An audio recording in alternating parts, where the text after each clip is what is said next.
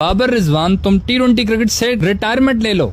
खोपड़ी तोड़ साले का। नहीं, ये मैं नहीं बोल रहा हूँ, ये हमारे साबिक क्रिकेटर्स हैं, वो तप गए भाई। और वैसे भी जब से ये स्क्वाड अनाउंस हुआ है एशिया कप के लिए, तो हर तरफ बाबर की तो लाजमी बात हो रही है। और हैरान कुन तौर पे कुछ तो ऐसे नाम हैं जो बड़े लेजेंड्स हैं, वाकई बंदा कहता है कि यार ये लोग भी बात कर रहे हैं, पाकिस्तानी भी, गैर मुल्की लेजेंड्स भी, वो भी कह रहे हैं कि यार बाबर को कैसे तुम लोग निकाल सकते हो T20 क्रिकेट से। ये कौन कौन से लेजेंड्स हैं ये भी देखते हैं। और सबसे बड़ी चीज कि 2016 के बाद ये एक फैक्ट मैं देख रहा था, ये पहला कोई बड़ा टूर्नामेंट है जिसमें बाबर आजम नहीं होगा, वरना बाबर हर जगह होता। सबसे बड़ा नाम वसीम अकरम, उन्होंने बोला है कि अगर मेरे पास अथॉरिटी होती तो मैं बाबर जैसे सीनियर प्लेयर को कभी भी बाहर ना रखता। वो बहुत जबरदस्त प्लेयर है, वर्ल्ड क्लास प्लेयर है, पूरी दुनिया उसको मानती है, तो मैं तो लाजमी हर सूरत में उसको खिलाता। उसके बगैर स्क्वाड कभी भी ना बनाता, मैं सोच भी नहीं सकता था। कोई नॉर्मल बंदा आपके हमारे जैसा बंदा बात करे तो समझ में आता है, लेकिन अगर वसीम अकरम जैसा लेजेंड बात कर रहा हो तो बंदा सोचने पे मजबूर हो जाता है। फिर एक और हमारे बड़े लेजेंड जावेद मियांदाद, जिनकी बैटिंग की पूरी दुनिया मिसालें देती है। एशिया कप का वो छक्का वो सारी जिंदगी कोई नहीं भूलेगा, जो इंडिया को मारकर उन्होंने हमेशा हमेशा के लिए खुद को अमर कर लिया था। उन्होंने भी बयान दिया और वो तो थोड़े ज्यादा तपे हुए। वो कह रहे हैं कि ये लोग सिलेक्ट करेंगे उसको, कह रहे हैं इन्होंने कभी बड़े लेवल पर क्रिकेट खेली है। खास तौर पे ना वो माइक हैसन का बोल रहा हो, क्योंकि माइक हैसन बड़े लेवल पर खेला ही नहीं है ना, इंटरनेशनल लेवल में वो कहीं था ही नहीं। तो इसलिए जावेद मियांदाद साहब तो सही तपे हुए उनपे कि ये होते कौन है डिसीजन लेने वाले, उनको सिलेक्ट न करने वाले। तो ये रिएक्शन भी बड़ा जालिम था। फिर एक और रिएक्शन आप सुन के बड़े हैरान होंगे, कामरान अकमल,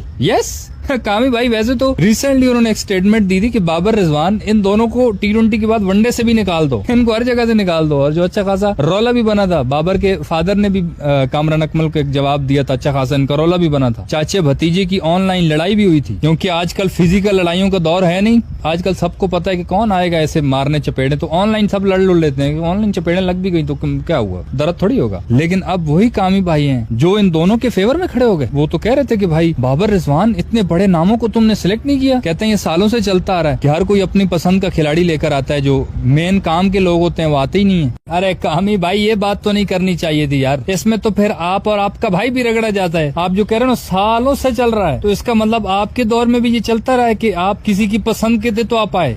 जोर जोर से बोल के लोगों को स्कीमें बता दे। लेकिन वो कहते हैं ना कि खून खून ही होता है भाई, अपने अपने ही होते हैं। जब बाबर टीम में था उसको बुरा भला कहते रहे, लेकिन जब वो नहीं है तो उसके लिए स्टैंड लिया इसने। तो अपने अपने होते हैं, बेशक ऊपर ऊपर से हो सकता है, अंदर अंदर से कह रहे हो यस निकल गया यस, और ऊपर से कह रहे हो नहीं ये गलत है। अबे साले, अल्लाह ना करे ऐसा हो। वो दिल से ही कह रहे हैं, उनको दिल से ही दुख लगाओ। वरना वो अक्सर जो लोग कहते हैं ना कि आप काम तो हो गया, अब इसका कुछ होना तो है नहीं मेरे बोलने से, तो चलो बोल ही देता हूँ ना। वो पंजाबी में कहते हैं कि गोंगनू तो मट्टी लावण आ गया मतलब बाबर को चुना तो वैसे ही नहीं है ना, तो चलो आगे थोड़ा बोल देता हूँ भाई, थोड़ी बल्ले बल्ले हो जाएगी यार, कामी भाई भी बोला है। लेकिन जो मर्जी कहो, अपने अपने ही होते हैं, बाकी सब सपने होते हैं, अपने तो अपने होते हैं। फिर इसी तरह क्रिकेट कमेंट्री का एक बहुत बड़ा नाम नासिर हुसैन, जो इंग्लैंड के क्रिकेटर हैं, जो वैसे भी बाबर आजम की तो ऑलरेडी बहुत तारीफें करते हैं। वो कहते हैं दुनिया में विराट कोहली से भी अच्छी अगर किसी बंदे की कवर ड्राइव है, अगर दुनिया में नंबर 1 पे कोई बंदा है जो कवर ड्राइव जबरदस्त सबसे अच्छी मारता है पूरे वर्ल्ड में, तो वो बाबर आजम है। तो वो तो ऑलरेडी बाबर के बहुत फैन है। तो उन्होंने ये बात की है कि बाबर के बगैर ये जो एशिया कप है, पूरा टूर्नामेंट की वो जो चमक धमक होती है वो फीकी पड़ जाएगी। इसके बगैर सिर्फ ये नहीं कि पाकिस्तान टीम को नुकसान होगा, इसके बगैर तो पूरे टूर्नामेंट का मजा ही नहीं। हाय इतना प्यार।